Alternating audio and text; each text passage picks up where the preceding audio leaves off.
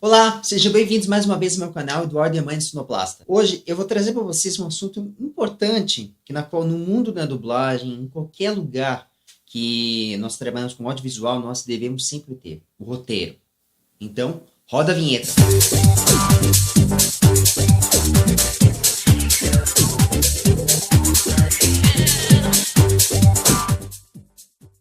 Então, como eu estava falando na introdução, o roteiro é uma coisa muito importante, né? Vamos dizer assim, a nossa orquestração. É como que a gente vai orquestrar toda a situação, como que todo projeto tem que seguir. Nada vem do nada. A grande sacada de fazermos um roteiro, de a gente produzir essas coisas, é você produzir de uma maneira que funcione, né? Que ajude a contar a história, né? Por exemplo, num roteiro de rádio, a gente tem que se preocupar em como que a gente tem que escrever para o público, né? Como que a gente tem que falar para o público. Por exemplo, falar uma nota sempre no presente e observando-se a situação, né? Você falar de uma maneira sempre atualizada, nunca falar do passado ou algo que acontecerá no futuro, né? Passado é passado, futuro é futuro e presente é agora, tá? Isso é importante a gente sempre levar em consideração. No caso de um roteiro para um audiodrama, existem duas formas: o roteiro de pauta ou o roteiro de espelho. O roteiro de pauta é um roteiro mais simples, né? Você usa um texto ocorrido e você desenvolve em cima da proposta, em cima da sua pauta, onde lá vai ter todas as informações, vai ter tudo. Agora, um roteiro de espelho, né?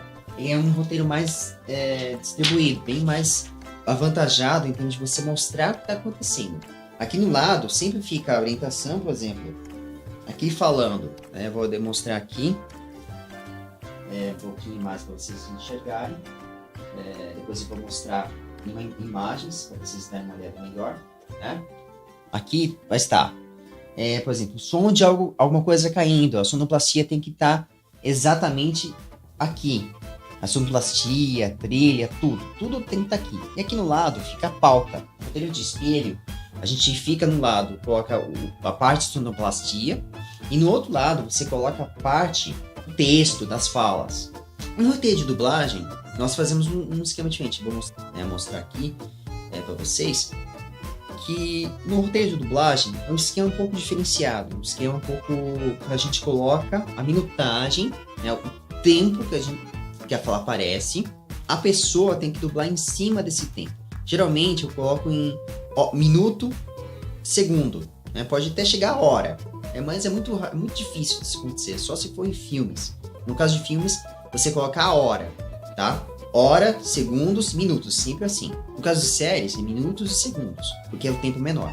O que é interessante a gente levar em consideração que no roteiro para dublagem é importante a gente fazer isso por várias razões. Primeiro, você precisa trabalhar o fator de como que a voz tem que se apresentar, em que momento tem que se apresentar, quais são as falas. Então eu sempre falo, nunca fica preso ao roteiro, porque isso te tira um pouco da sua liberdade, no sentido de criação.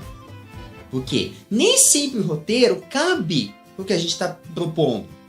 Que pode vir uma sugestão do dublador, falar, olha cara, será que a gente pode alterar X, Y, Z? Alguma coisa do gênero? A gente pode alterar alguma coisinha aqui, outra coisinha lá? Pode.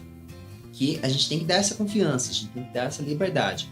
E é uma coisa que eu faço nos meus projetos e tudo, que envolvo a dublagem amadora. A gente faz dessa forma. A importância do roteiro é justamente para poder a gente guiar as vozes e guiar o que está acontecendo, né? Ter o texto, ter a palavra já bem traduzida, bem indicada, porque na dublagem amadora nós usamos na legenda para poder adaptar. Porém, a legenda não funciona, nem sempre funciona, porque fica horrível, fica, sabe, aquele som antinatural. A gente não visa essa questão de antinaturalidade, ao contrário. Por exemplo, gírias brasileiras, deixar uma coisa, sabe, bem adaptada, bem de acordo com uma proposta, entende? Porque o personagem ele pede por uma coisa assim, tipo, a coisa que pede, por exemplo, ser mais informal, ser mais solto, brincar, né? Dar essa liberdade. E o roteiro, ele é só um guia, é uma rédea, para poder você se guiar e você saber se adaptar na hora. São essas pegadas que a gente tem que levar em consideração. Quem tiver interesse em fazer roteiros, eu vou avisando. Fazer roteiros é bacana, só que exigirá muito em termos de tempo. Porque eu faço questão de deixar bem claro aqui. O roteiro é a nossa base. Sem roteiro, nada funciona. Para dublagem profissional, existe o tradutor. O tradutor é quem vai traduzir as peças. Ele é responsável por deixar a peça que as produtoras mandam adaptada à nossa realidade, adaptada à nossa linguagem, a linguagem brasileira. Muito importante para podermos distinguir, porque no mercado de trabalho, o tradutor é que faz o roteiro e corrige as falas. Porém, se houver necessidade do dublador mandar de volta para lá, é um custo grave. Então tem que ter muito cuidado na parte de tradução. Porém, na dublagem amadora, isso não existe, porque já tem legenda. A gente adapta a legenda para poder soar melhor.